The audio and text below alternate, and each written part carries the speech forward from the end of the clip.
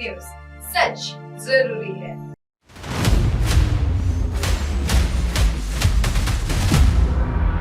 छत्तीसगढ़ के गोट बात।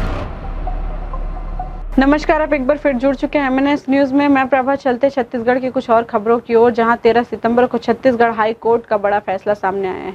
High court का एक फैसला प्रदेश के लाखों निजी और अनुदान प्राप्त स्कूलों के कर्मचारियों के लिए बड़ी राहत और सामाजिक सुरक्षा की संभावना लेकर आया है।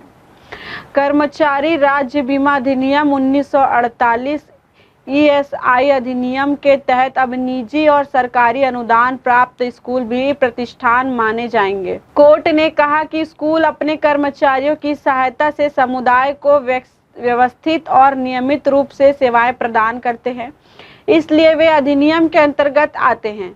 इस निर्देश के साथ ही कोर्ट ने राज्य भर में निजी और सहायता प्राप्त स्कूलों की सभी याचिकाएं खारिज कर दी है। जस्टिस रजनी दुबे और जस्टिस AK प्रसाद की डिवीजन बेंच ने यह निर्णय सुनाते हुए कहा कि स्कूलों में कार्यरत कर्मचारियों को सामाजिक सुरक्षा योजना का लाभ मिलना चाहिए।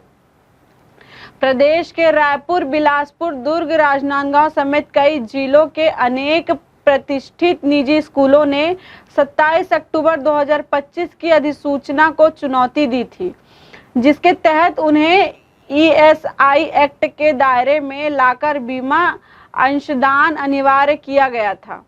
याचिकाकर्ताओं का तर्क था कि शिक्षा कोई वाणिज्य गतिविधि या निर्माण प्रक्रिया नहीं है, बल्कि ज्ञान और मूल्यों के विकास की प्रक्रिया है।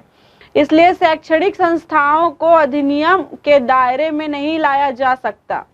उन्होंने कहा कि वसूली नोटिस और बाद के आदेश वैध अधिकार के बिना और इन्हें निरस्त किया जाना चाहिए।